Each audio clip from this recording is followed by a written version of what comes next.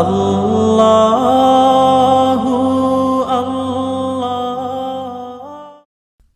আর একদিন যখন তোমার সমস্ত দোয়াগুলো কবুল হয়ে যাবে না, তো তোমার নিজের অতীতের কান্না আর অস্থিরতায় অনেক মায়া হতে লাগবে। আর একদিন সেই রব তোমার দোয়াগুলোকে এমনভাবে কবুল করে নেবেন যে তুমি নিজের তকদিরের উপরে অবাক হয়ে যাবে। যে দোয়াগুলো কবুল হতে সময় নিচ্ছে সেটা তোমার নসিবে লেখা হয়ে গেছে। কবুলিয়তের ধারণা আলাদা, শুধুমাত্র তার উনি হয় মন বদলে দেন অথবা মনের পছন্দ মতো রাস্তা খুলে দেন। উনি মাফ করে দেন, উনি ধরে নেন। আর অস্থির অন্তর থেকে বের হওয়া দোয়াগুলো কখনোই রদ করেন না।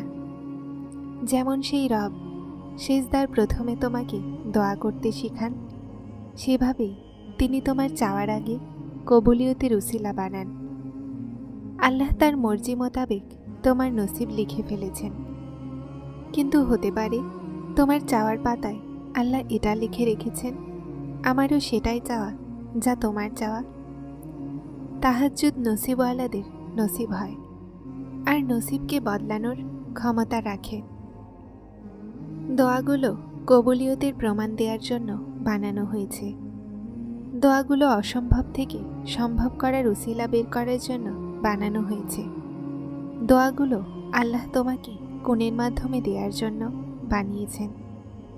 যা নসিবে নেই, দোয়াগুলো সেই না পাওয়া জিনিসগুলোর জন্য বানানো হয়েছে।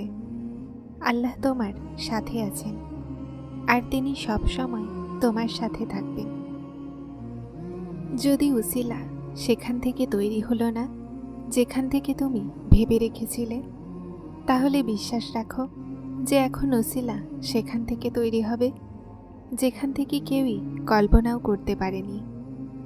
আর যা তোমার জন্য অসম্ভব সেটাই আল্লাহর জন্য সম্ভব। তুমি শুধুমাত্র কবুলিয়তের বিশ্বাস রাখো। কিভাবে হবে এটা ভাবা তোমার কাজ নয়। যখন তুমি অসম্ভব পরিস্থিতি হওয়া সত্ত্বেও দোয়া চাওয়া ছাড়ো না, তো আল্লাহ তোমাকে মজেজার রাস্তা দেখান।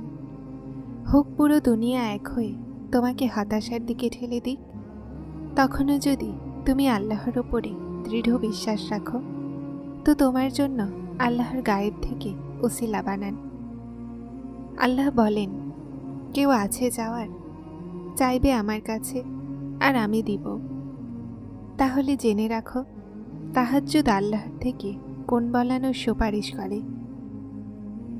যদি আপনি জানতেন যে দোয়াগুলোর মাধ্যমে কত বড় থেকে বড় সমস্যা দূর হয়ে যায়, কত বড় বড় অসুখ যেগুলোর কোনো চিকিৎসা হয় না সেগুলো কিভাবে দোয়াগুলোর মাধ্যমে শেষ হয়ে যায়, কিভাবে দোয়াগুলোর মাধ্যমে অসম্ভব সম্ভব হয়ে যায়, তাহলে তারপর এখন দোয়া চাইতে ঘন্টা ঘন্টা সময় লাগাও। দোয়া করা ছাড়া কখনোই ওজিফা করো না। বেশি চিন্তা মানুষকে শেষ করে দেয়। শুধু দোয়া করো আর সব কিছু নিজের রবের উপরে ছেড়ে দাও, যিনি এত বড় দুনিয়াকে এত সুন্দরভাবে চালাচ্ছেন।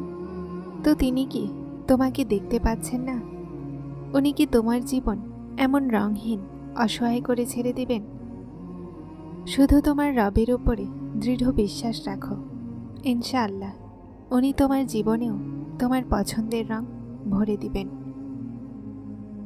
জানো, দোয়াতে এত শক্তি আছে যে ভাগ্য বদলাতে পারে। দোয়া চাইতে থাকো, আর জানো, যেখানে তোমার পৌঁছানো অসম্ভব সেখানে দোয়াগুলো পৌঁছাতে পারে।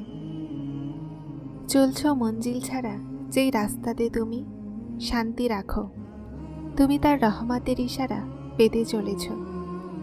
একবার আল্লাহর ইচ্ছাতে পুরোপুরি বিশ্বাস করে দেখো, মাথা ঝুঁকিয়ে নাও, আর তারপর সেই রব তোমার মনের চাওয়া জিনিস তোমার নসিব করে দিবেন। যখন যখন কোনো চাওয়া তোমার অসম্ভব মনে হতে লাগে আর হতাশ হতে লাগো, সবর করা অসম্ভব মনে হয়, তাহলে মনে রাখো, যা তোমার অসম্ভব মনে হচ্ছে সেটা তার জন্য অসম্ভব নয়। হতাশ হও না, এটাই সবর, এটাই তোমার তার কোণের উপরই দৃঢ় বিশ্বাস, এটাই তো পরীক্ষা তোমার সবরের। যদি তিনি এই চাওয়া পূরণ না করতে চাইতেন তো তিনি মন থেকে এটার খেয়ালও বের করে দিতেন। কিন্তু এই চাওয়ার বারবার মনে আসা, এজন্যই তো যে তুমি চাইতে থাকো তার কাছে, আর উনি একদিন এই চাওয়া সম্ভব করে দিবেন। তোমার অসম্ভব চাওয়া সম্ভব করে দিবেন। একদিন তোমার চোখগুলো দোয়ার কবুলিয়ত দেখবে।